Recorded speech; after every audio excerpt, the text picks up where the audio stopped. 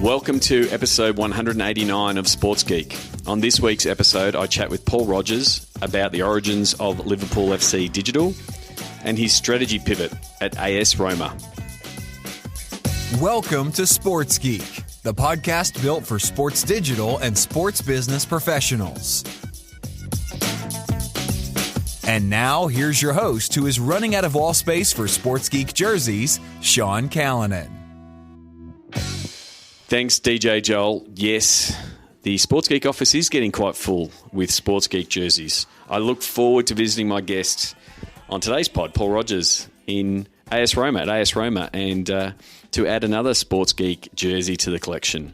For those of you who don't know, the Sports Geek jerseys represent visits and Sports Geek trips. So when I go and visit a team, I like to make sure that it is signified by a jersey. So it's absolutely awesome and completely humbling that my office is filled with colour from jerseys from around the world. So this episode, I was lucky enough to catch up with Paul Rogers. We met on this little thing called the internet many years ago when Paul was working at Liverpool, and as we discussed, we sort of discussed the early days of the internet and what it was like at Liverpool when things got started. And then luckily enough, we finally met in real life. And as you've heard me discuss before, I love catching up with people that I've met on the internet. It's how I've built Sports Geek as a business. So we were lucky enough to connect in Sydney at BOSS, otherwise known as the Business of Sport Summit. Paul was one of the main keynotes, and I really enjoyed his keynote. And we got to discuss it. We snuck off to record a podcast, I think, just before lunch. Now, hopefully, James, my tremendous podcast editor, can work his magic, because Paul and I had some technical difficulties with batteries failing and the like. So I'm hoping that this actually makes its way into a podcast, because if it doesn't, it didn't work and no one's listening to this, which is a little bit, if you record a podcast and it doesn't work, did it really happen? So I'm hoping that it did happen. And so this is my chat with Paul Rogers from AS Roma.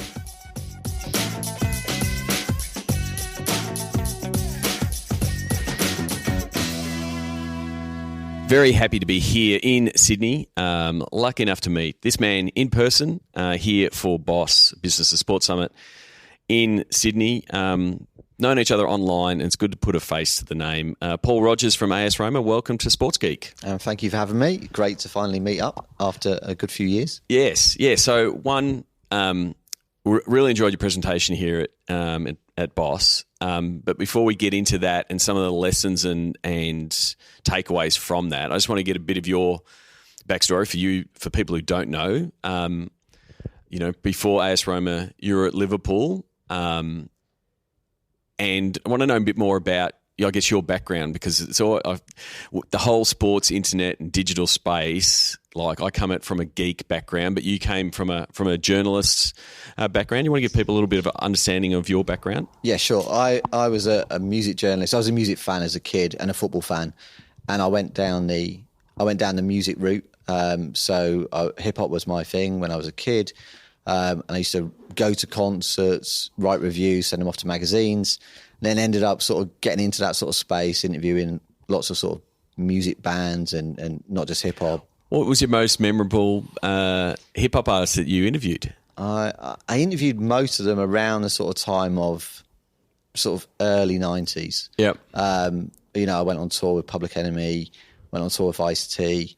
I did. It was good fun, and I was a kid, and they found it quite funny that there was this like teenage kid from England, on tour of these big American like political rap groups. So it was good fun. And then I went to college.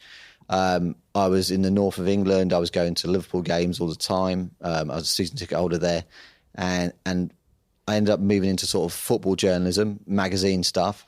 Went to GQ, and then I started working for an internet company, and that was like around the sort of .com boom. Yeah, so you're in the print industry and seeing how that's evolving and sort of struggle, awkward giraffe style, trying to figure out where digital fits. And then you started doing the football journalism piece again in the magazine stuff, but then getting some grounding in what was the internet, that, early.com and, all of these businesses and startups that were trying to figure out.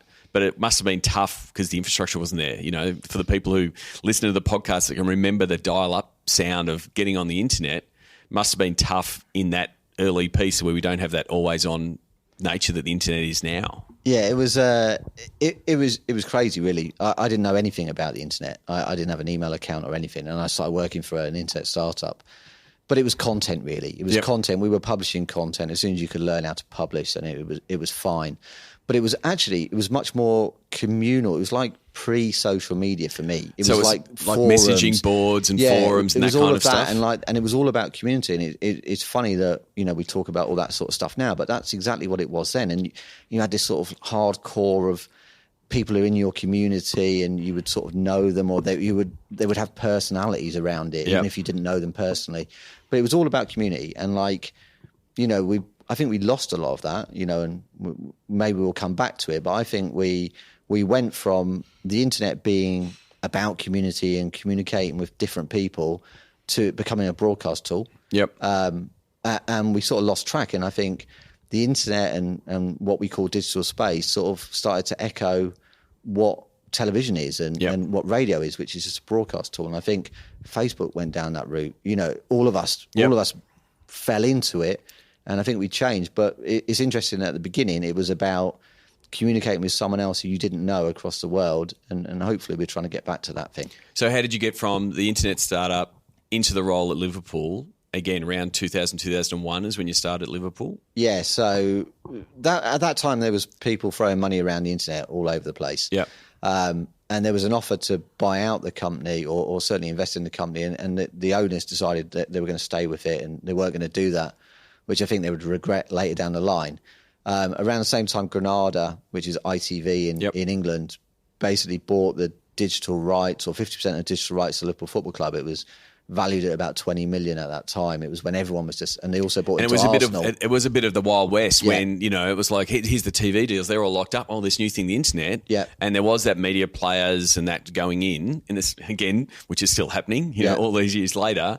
But yeah, it was a bit of unknown. And so there was a bit of that was happening both here in Australia and also in the US. Yeah. And we sort of went down we went big on video from, I started in January 2001, and we went big on video. We called it LiverpoolFC.tv. We had a video subscription service from 2001. We had internet radio or live commentary, which was behind a paywall.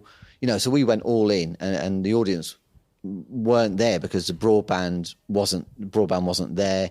We didn't really know what we were doing internationally. We licensed off a website to China. It was just a translation of what we did. It failed, and we kept making all these mistakes.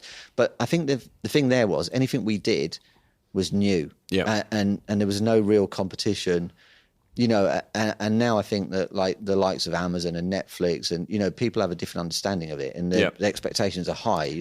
But football clubs back then, it was like you were a football club on the internet, as opposed to now you are just a brand on the internet. Yeah.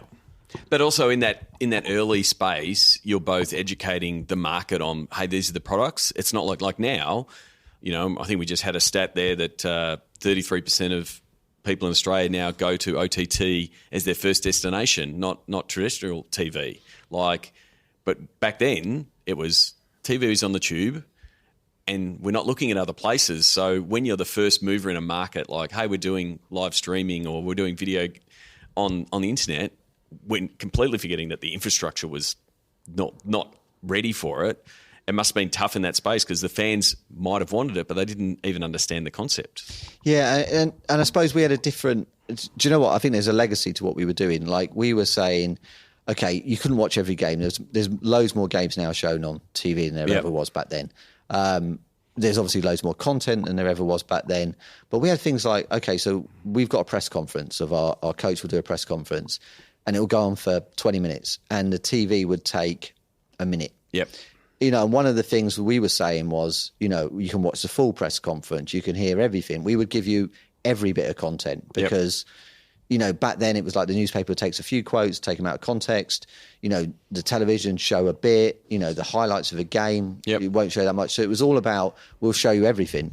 And I think the problem, that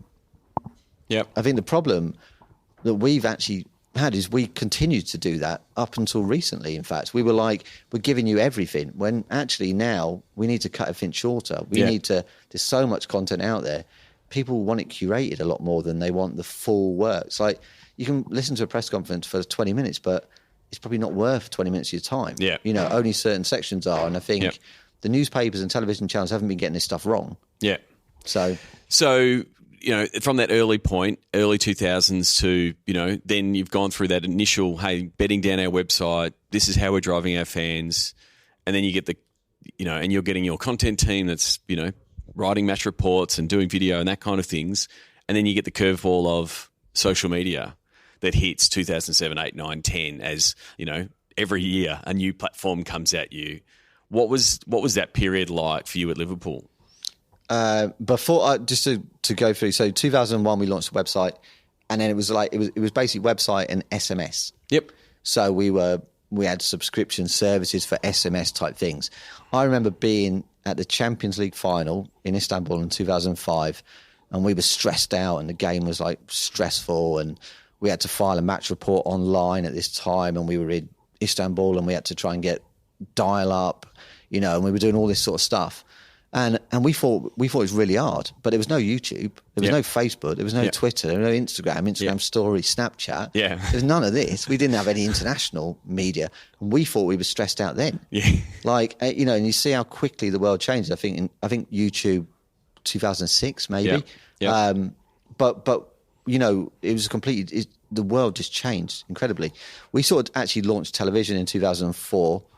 And I was I had to learn TV and was doing an international television program for 3 hours every week, which would go out around the world. Yep.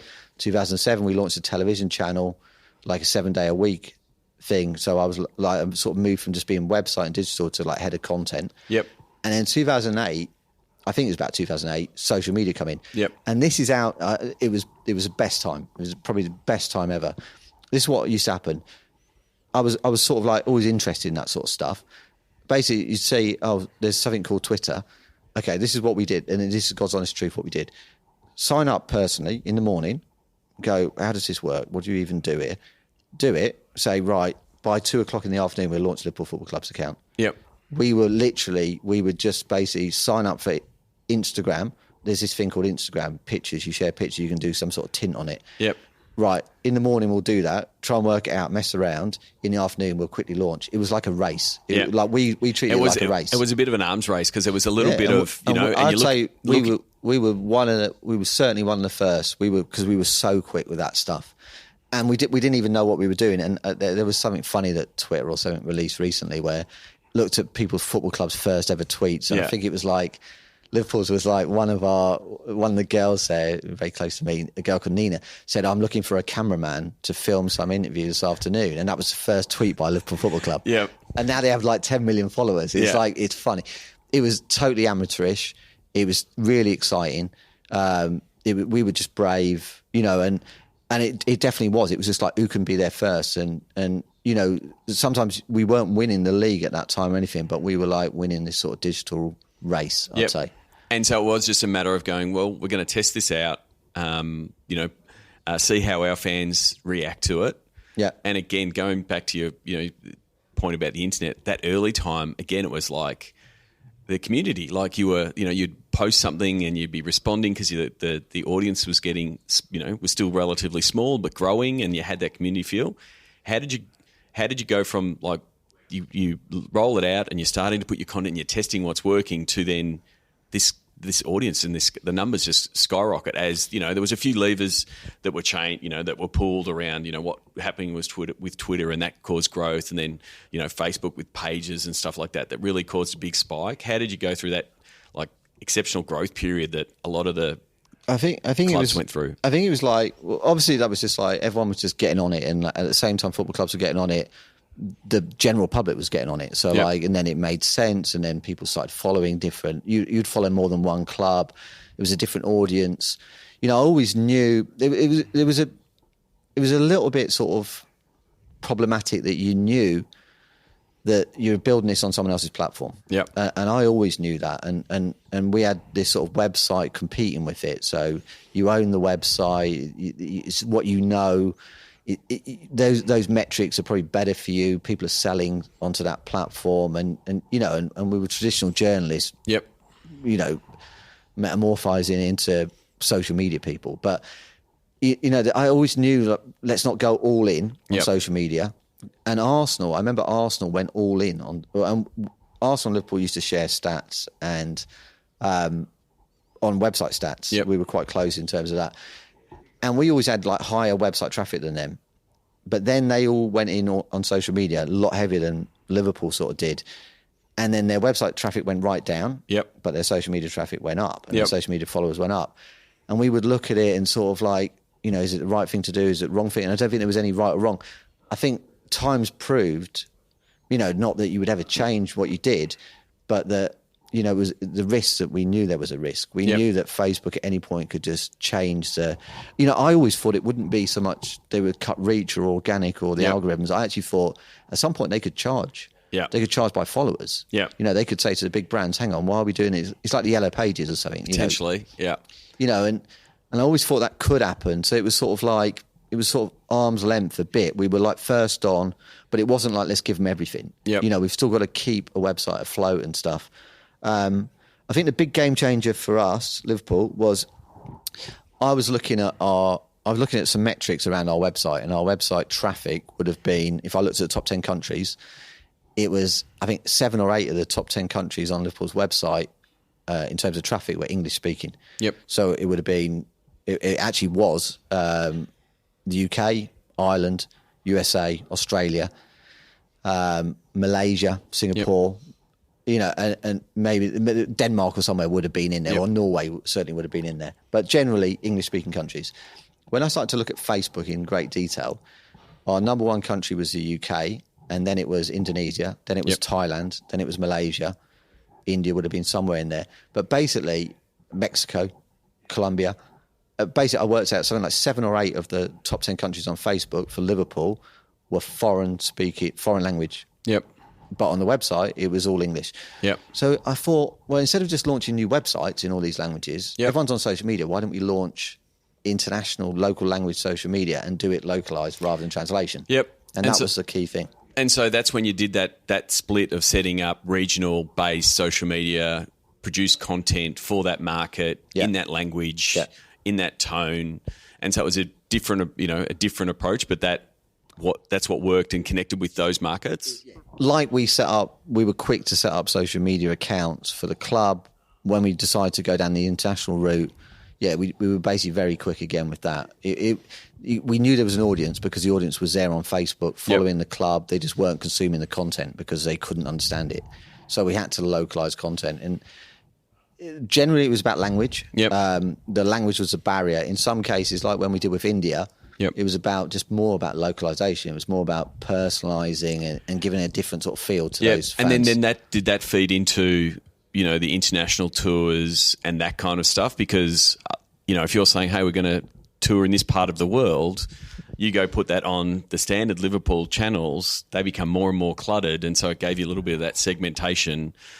People in London don't want to really know a lot about the Australian tour, but everyone in Australia wants to know everything about it. And did it give you a bit of flexibility? Yeah, I think the fans want to know everything that's happening about the club. But what it meant was that we could actually just deliver content in a potentially different way. If it's a language issue, then we're breaking down the barrier of language. Yep. But one thing we were finding with Australia was, even though it's English language, we were posting at the wrong time. Yep. So, and it was a very different experience for those fans to be able to get content at their time. And you can just schedule the content. And again, this is, we're not just talking Facebook specifically because it's, some have algorithms and it would still pop up. But if you're posting at 4 a.m. in the morning and your fans aren't seeing it, like it's a big thing. And the other thing is it's about sort of having a bit more respect for your fans. So, if you're going to say, hey, we got one of our players going down to the club store to sign shirts or sign a new book, or we're saying there's some tickets left for tonight's game or anything like that, then there's no point saying that to a fan in Jakarta or a fan in Sydney or Melbourne. Yep.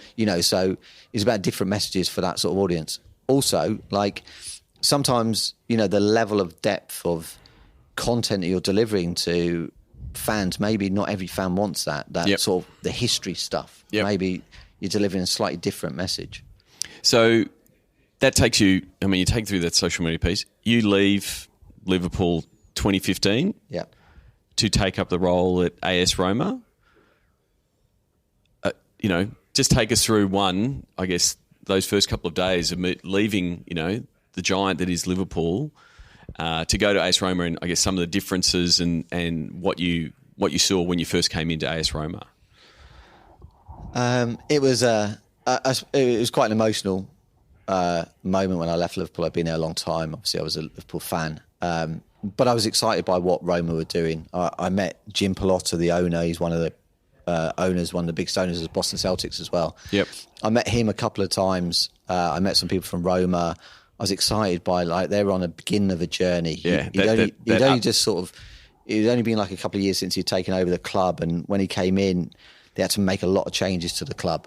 And digital was something that they knew they really wanted to do. Jim was really into technology, into media, and sort of like entertainment media technology triangle. Yep. So I was really excited by what they sort of wanted to do. Because it has all that upside. Yeah. But it's not a startup. Like, it's got all this history. No, and Jim talks about it as like a 90-year-old startup. So it's like it does feel like a startup at times. And there was a lot of stuff to do. There was a lot of work to do, but there was it was sort of a blank slate to go in and work with people. And also the biggest thing was we had the backing of the owner. Like, usually you're pushing up in these sort of industries, in these sort of organisations. You push up and you have to try and convince people to do stuff. We're actually getting like pushed from the above. We're saying, why are we not doing that? Why are we not doing that? And that's so important to, because again, there's a lot of people listening, nodding their heads saying, they're always pitching up and saying, hey, we need to do this. But when it's comes top down, it completely changes, I guess, the landscape for you. Yeah, totally. It's difficult at times as well because, Jim was seeing lots of investment. So he invests as well in tech startups and he's constantly surrounded by this sort of tech space, MIT, all that sort of stuff. So there's always this stuff coming at you, and it's hard. It's hard to keep up, but it's a better situation to be pushed to be more sort of advanced in terms of technology and innovation, and also there's a culture, I think, particularly from Jim, driven by Jim, is experiment. If you make mistakes, you make mistakes. If you fail at some things, you fail at some things. But what we're not going to do is just basically be the same as everyone else. That was the biggest thing. Like, you have these other football clubs, more successful than Roma. Bigger fan bases than Roma, and if you just do what they do, then the gap stays the same. It was like, well, we have to be different. We have to be a bit more innovative. We have to, have a different personality. So that does lead me into, your presentation at Boss, and, I loved it, and especially the way that you delivered it by opening saying, this is what we're doing at AS Roma, but here's the things we got wrong, and here's the things that we had to look at and completely rethink what we thought was the way to do it. Where did that? It wasn't just, hey, I've got to do a presentation, I've got to put some things, not ideas. Like, when did that realization start happening for you, like inside the AS Roma team, to say, hang on, we keep doing this stuff, this content, or this way. It might not be the right way. Was there a light bulb moment that sort of went off on some of those things? Do you know what I think it is? I think it's that we use the internet. We use social media. We are consumers of brands. Yep. So it almost felt like we got to this point where we're doing one thing in our day job, and then as soon as we've got any downtime, we're doing something completely different. Yep. So as consumers or football fans or whatever, we're choosing to use the internet and digital media and social media in a different way than we are expecting the people we're communicating with to use. Yep. And it was just like, hang on, what are we doing here? Because we wouldn't choose to do this, and so why are we delivering this type of content or this sort of attitude? I think one thing I'd say about what we do is we're not right. We're not the best. I don't think we've got it sussed. Yep. But I think we're trying to look at it more from a fan perspective. And I think everyone talks about fan engagement. I mean, it's a buzzword. Everyone talks about disruption, all those sort of things. But I just always look at like the record industry and they tried to fight off streaming. And I remember when I actually started working in the internet, Napster was out. Yep. And all that sort of stuff. And the record companies didn't like it and they wanted to fight against it, and the consumers won. And I just look at it, that's how we speak. If we continue to do something that suits us but doesn't suit the fan will go elsewhere. There's too much competition. Yeah, so I mean, there's some of the stuff that you were saying yesterday, in the presentation, in like that change of mindset, as much for your team and the people producing the content to go, and it is easy to say, think like a fan. Think like it's a bit of it can just end up being a poster on a wall and it's not actually lived.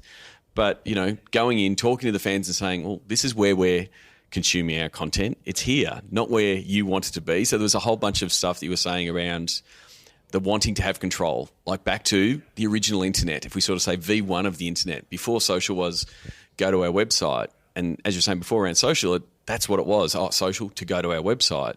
But you've sort of had a flip on that to say, well, we've got to be where our fans are.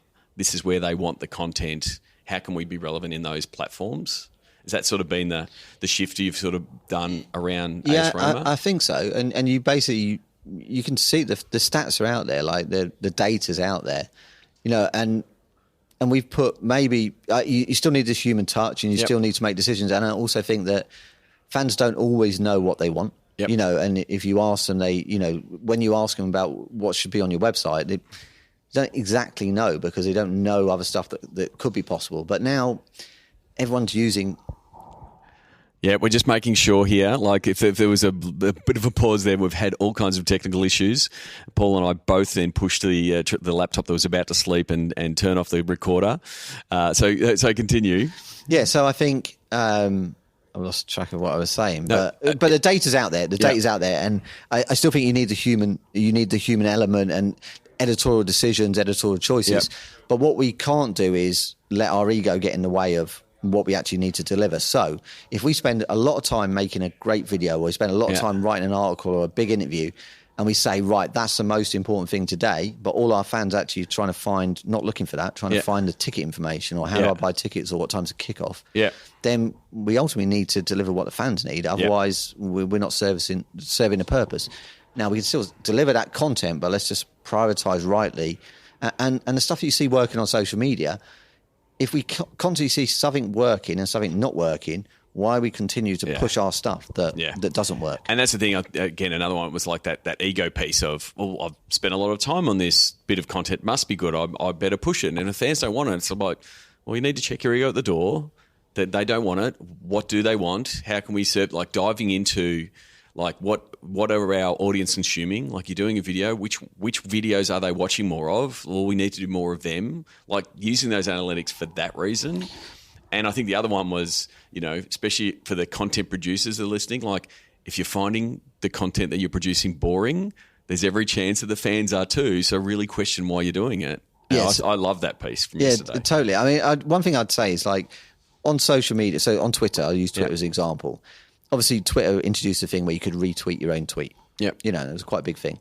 And what we were doing was we would let's say we were tweeting loads of stuff out, and then some stuff would be really popular and other stuff wouldn't be.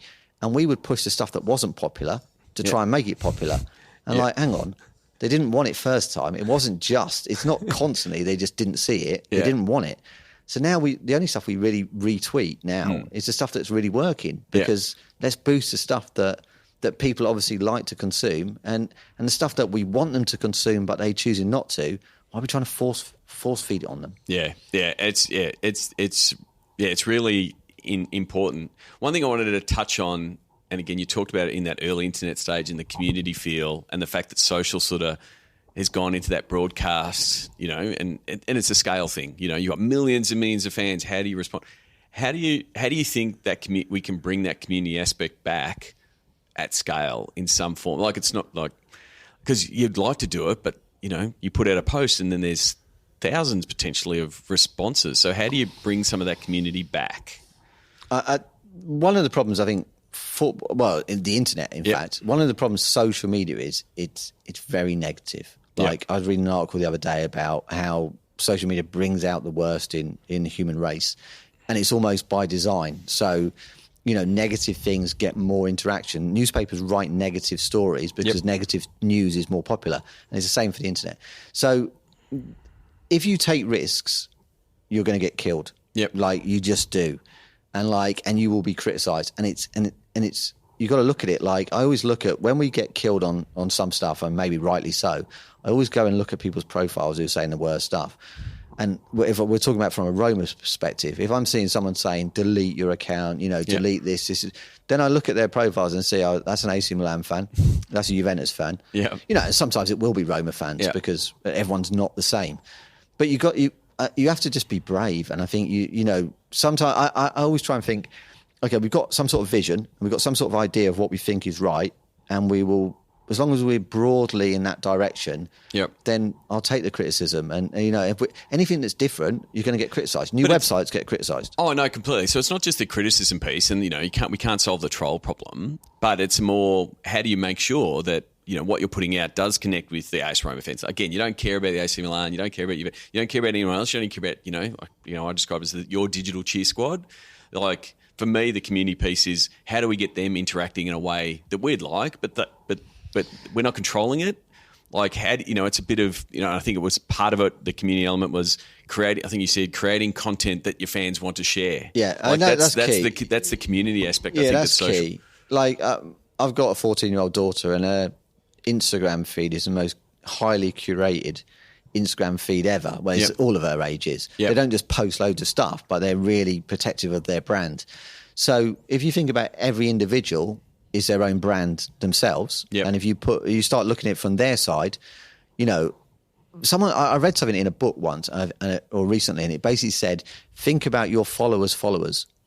So, because basically you want your followers to share their content or share your content. And if they do, it's got to mean something to them. It's got to reflect well on them. So is this about being first? Is this about, this is creative, this is funny? Because ultimately you're trying to help them build up their profile and increase their sort of, brand image or brand value. Yeah, there's a graphic that I use in a lot of my keynotes about the different types of fans, and it's different types of social fans, and some of them want to be the AS Roma reporter, cheer squad leader online. And so it's like, okay, we know what we've got to make sure we deliver content for you because we know that you share it with all your friends. Whereas your 14-year-old daughter wants a different piece of content. And so we need to make sure, and it doesn't have to be every piece of content has to be in that frame, but as long as we deliver that one piece of content for her to share or to give her permission to post, like that's what you want to be able to do. So it is that, and again, one of the key points from your talk is like know why you're posting something. And like what are you trying to get out of it? We've got incredible people on followers out of our fan base. There's incredibly creative people. So there's a guy called Roma Rush. And he's brilliant at memes. He's so quick, he's clever, he's got a following of his own, and one way of looking at it is, and sometimes it's a bit risque, or sometimes it's like it's not great on the club, but he's just a clever guy, and very funny, and he's got his own following. And instead of like putting it at arm's length, we brought him into the inner circle. And like he helped us make stuff in the summer, and helped us with like what we were doing, transfer videos. And there's other people who are brilliantly creative in terms of graphic design. There's guys, an article we had on our site today, which was breaking down the actual goal into this really detailed way of how the goal was played out tactically. And I couldn't write that, but this guy can. And it's that, I guess it's that next level of user-generated content, right? Empowering fans. Ultimately empowering fans. Like, nothing's passive anymore. Well, very few people are passive. They want to be involved somehow, and there's more of them than there's of us. Yeah. And more and more fan bases have got more fans that are producers more than consumers. Like, especially this, 14 to 22-year-olds, they're producers, like they produce content all the time. And so, there will be, I think, another phase of, do they end up working in the club, providing a different view, becoming the Snapchat producers or the Instagram story producers because it's a different look and feel. Yeah, that's where there's an opportunity. And different age group, different experience. Yeah. Like lots of football clubs, digital departments are staffed by, we're set up with journalists. Yeah.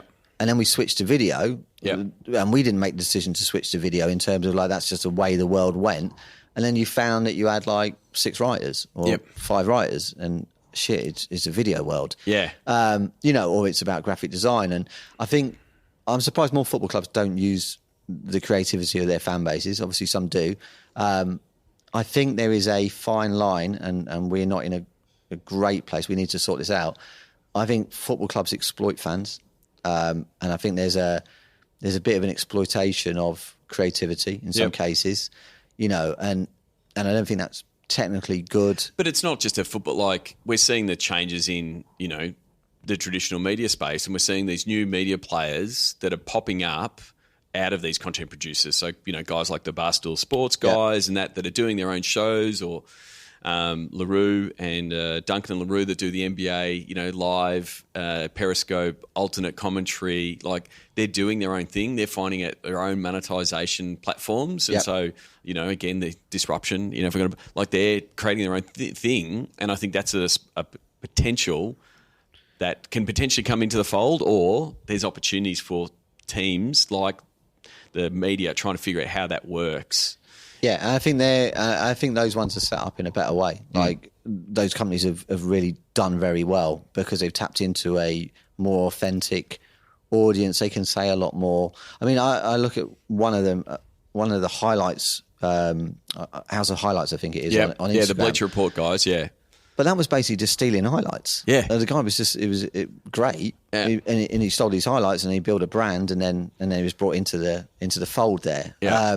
That's an amazing story, and it also comes down to the way that the NBA treats its digital rights and the fact that it lets them run free. Yeah. Because if they didn't, we haven't seen the House of Highlights happen in other sports because they've played the whack-a-mole game with the rights. And so, I'm a big fan of the way the NBA goes about it, because those things, Vine was only powered by basketball highlights, so I think that's a lesson to say, well, there's whatever it is, 33 million or something people that watch that, and effectively it's what 20 years ago was SportsCenter. Yep. Right, and that's just how people get their highlights. So there's that piece where, look at what's happening out there and, hey, what can we do?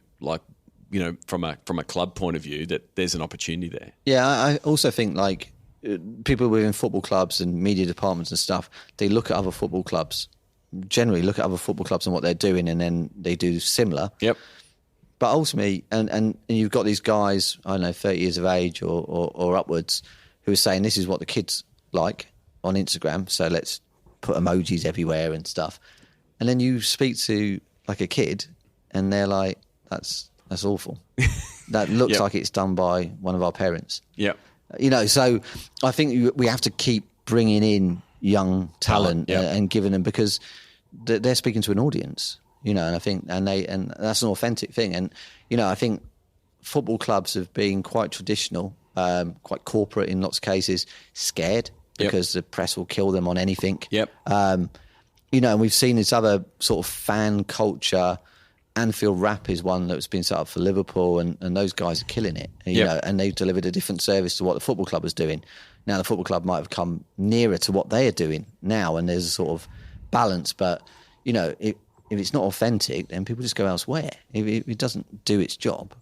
So, I completely agree. So, what's your biggest challenge with AS Roma? I think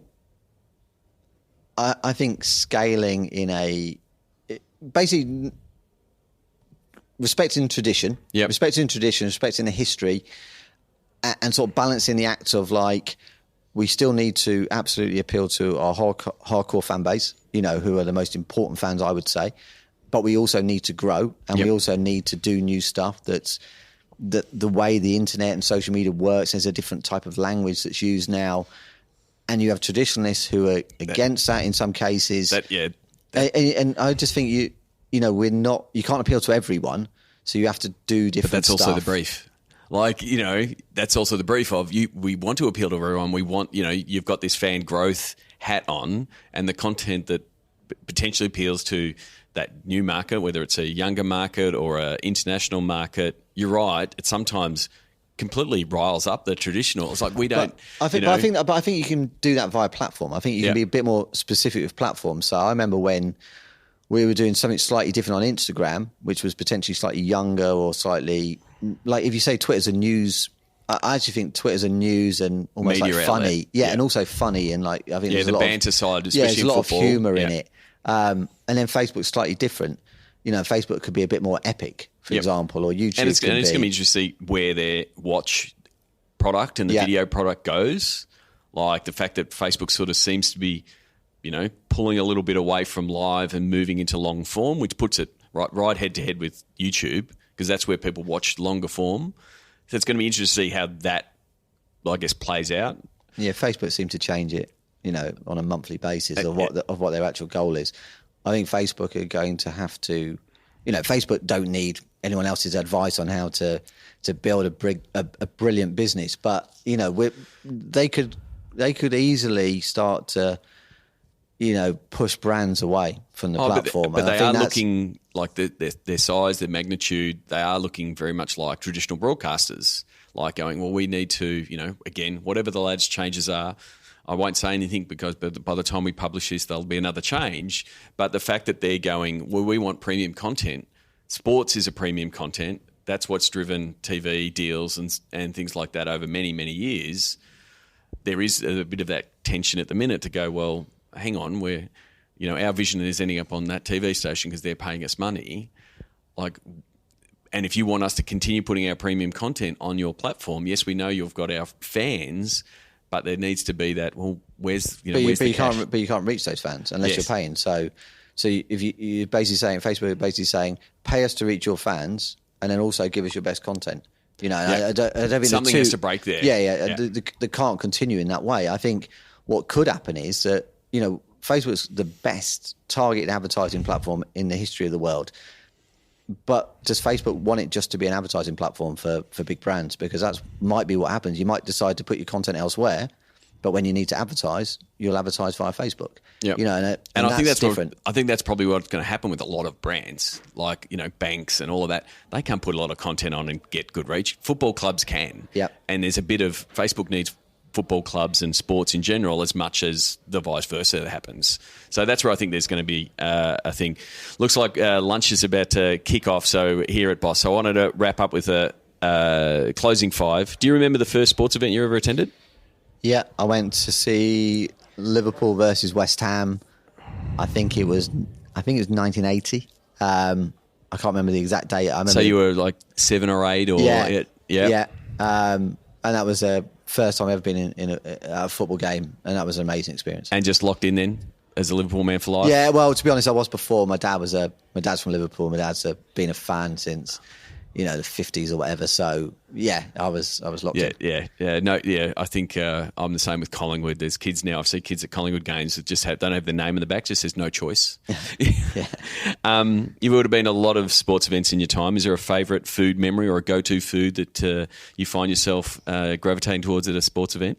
I'm trying to think of when we used to go to all the Premier League clubs, doing matches. I remember that it might have been West Brom or someone had brilliant curry pies and it was just fantastic food. But you used to judge all the football clubs by how good their food was. Yeah, and Chelsea used to be good. I think Man City was good. West Brom or someone like that. One of the Midlands clubs was good. And then you go to ones that were terrible, and it would be that would be the talking point of Monday morning when you're back in the office. What's the first app you open in the morning?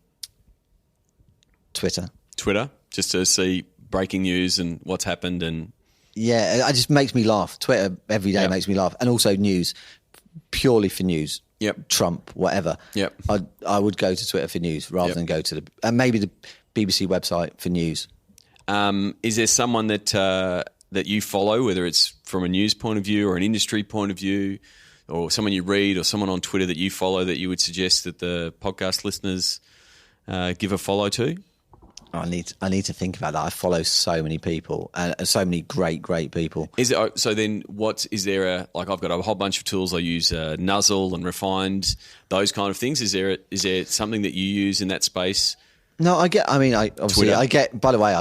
emails, and Yeah. obviously I follow you. So I get lots of stuff. I just like to be bombarded with stuff, and I save lots of stuff. I always send stuff to myself on it. Yep. From Twitter to email. Yep. And then I'm pretty bad on this, but then I'll print it out and I'll read it on trains and stuff like this. There's a girl actually I met in New York. She works for the New York Yankees, a girl called Jess. And she's always War Eagle Jess. She's had a few nominations and she's always just posting. And she actually posted something today. I think it was a wrestling video or something, a hype video. And I always see her stuff, and I send it to members of my team and say, "Oh, look at this video." She's worth following. And there's lots of. I follow so many people because I think so many people are really good in this space. Yeah. And I think the thing is, again, from those early days, we have, make those connections because it's it's a relatively small world. I got to chuck in 2 more people. Go for it. Christian at Bayern Munich in USA. Yes. And Ben, Bayern Munich in Germany. Okay. Both they have a different outlook, and I just love what they do. I think the German teams are really good as well on social media, and I just like their attitude. And it's not just about football; it's about culture. Terrific. And I think the last one is, what if you were able to pick an MVP? What social media platform would be your MVP? And again, you can answer it from your point of view, and you can put your AS Roma hat on if you want to do that as well. Instagram does best for Roma. Yep. If we were to look at pure numbers, I think. But that whole engagement over the last 18 months has just gone bananas. Yeah, video views have overtaken Twitter for us on Instagram, but Twitter. Yeah, and also even from Roma's perspective, there's a conversation. I don't really see the conversation on Instagram, but there is so much engagement on Twitter and just like back and forth. And when you post something on Twitter, I like it when you see what the feedback's going to be, especially when we do weird things. Weird things are my favourite things. Like when you do something that's a bit nonsensical and you think your heart's beating when you post it because you just know it could go terribly wrong. But I like that sort of stuff. So to go in on that, because I've had the debate a few times with, because the NBA, I think, do the NBA Twitter banter thing really well. I think it happens as well as, in football. What are the checks and balances on those weird, quirky things for you guys at AS Roma? Is it you looking is it one of your staff saying, "Oh, I've got this idea"? Who signs it off? Because the classic example is the Houston Rockets, Dallas Mavericks horsehead gun emoji tweet. Okay, so I would say...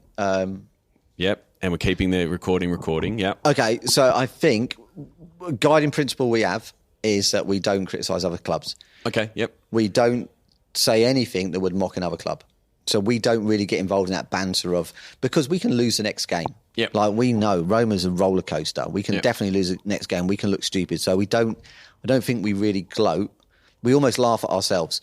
And that's the sort of mindset. So I don't sign off everything because the team understands and the team comes up with funny stuff. And now, sometimes if it's slightly contentious, or it could be about one of your players and you've got to balance that one where, would he understand it the wrong way or something? Yeah.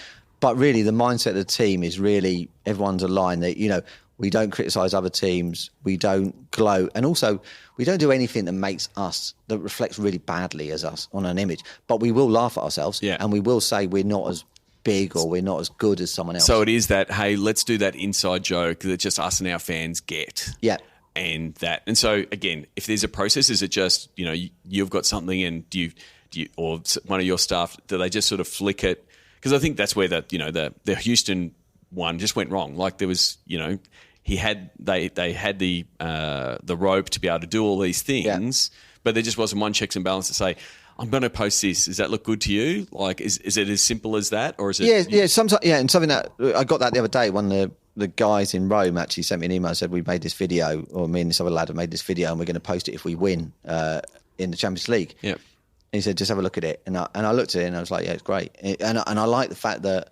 Not that was sent to me. I just like the fact that that's how people are thinking. Yeah, it's not so like they're taking their own initiative. Yeah, the mindset's there, and I think it's tough.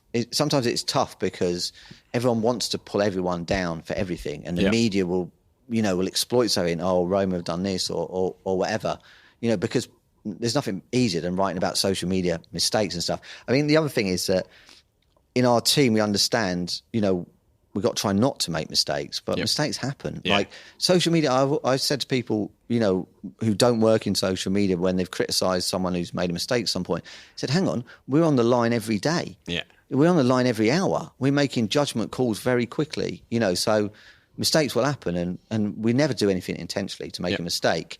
But, if you sanitise it too much, then we may as well give up. Yeah, and I think it was one of your last key points. It's like, the idea is you want to have fun. Don't take it too seriously. And I think that's a good way to finish off. Where can people find you on the internet? What's the best way to tweet or connect with you? Twitter probably. So Paul Rogers, at Paul Rogers 73. Yep. It used to be at Paul Rogers LFC. I had to quickly change that when I left. So Twitter's probably the best place. Okay. Well, thank you very much. Good to catch up and pleasure to chat with you. And thank you for having us on. I've enjoyed it. Download our Facebook campaigns guide at sportsgeekhq.com/FB campaigns. Thanks again to Paul Rogers. You can send him a tweet at Paul Rogers 73, as his Twitter handle is now since leaving Liverpool. If you want to ask him more about what he's doing at AS Roma or dive into the history of the internet and what he did at Liverpool FC. He's also in the Sports Biz Slack community. If you look up Paul Rogers, you'll find him. As always, as a Sports Geek podcast listener, you're more than welcome to join. Simply go to sportsgeekhq.com/Slack. As I said, really enjoyed both catching up with Paul and his keynote around stepping back from the content and really reviewing why we're doing this. And it is something that we do a lot of at Sports Geek in that review mode, and whether that review mode be reviewing the content at an end of season or mid-season, because again, we don't have to wait. It was one of Paul's points. You don't have to wait to the end of the season to decide whether a piece of content's working or not working. You sort of know really quickly. So we perform content reviews, working with the content team, diving in on what content they're producing, what audience is being engaged by that content. Do the fans actually like it? Should we keep doing a piece of content? Sometimes you have to stop doing a piece of content because it's not working. And then we also do platform reviews. So looking at how and why we're using particular platforms, what type of content is working on those platforms, what audiences are being engaged with those platforms. So again, if it's something that you would like me to run my eyes over or catch up, it can happen in a workshop, it can happen via GoToMeeting.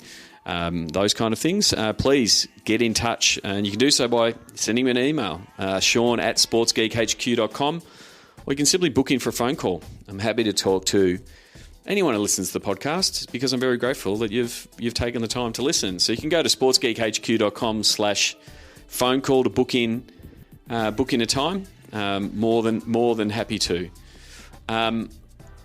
Lastly, I just want to give a small plug to the fact that Comedy Festival is underway. The Melbourne International Comedy Festival has kicked off. It's currently underway. The School of Hard Knock Knocks shows will start this week.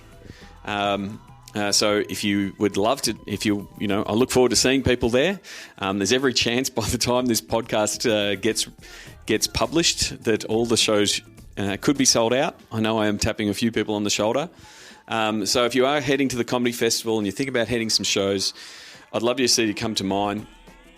My School of Hard Knock Knock shows are on April 12 and April 15. So Thursday, April 12 and Sunday afternoon, April 15. To get tickets, just go to seancallanan.com/comedy. There'll be the links there to all the shows and check it out. If you're in town for the Comedy Festival, please reach out. I'd love to see you there or catch up. So that's it for this episode. Thanks again to my guest, Paul Rogers. Really thankful to be able to catch up with him while at Business Sports Summit. We'll leave it with the sounds of the game, with some tremendous highlights and sounds of the game at an AS Roma game. So stay tuned for that. Until next episode, my name is Sean Callanan from Sports Geek. Join over 1,000 sports business executives in Sports Biz Slack. Go to sportsgeekhq.com/Slack. Please share your fave episodes of Sports Geek on LinkedIn. Be sure to tag Sean Callanan.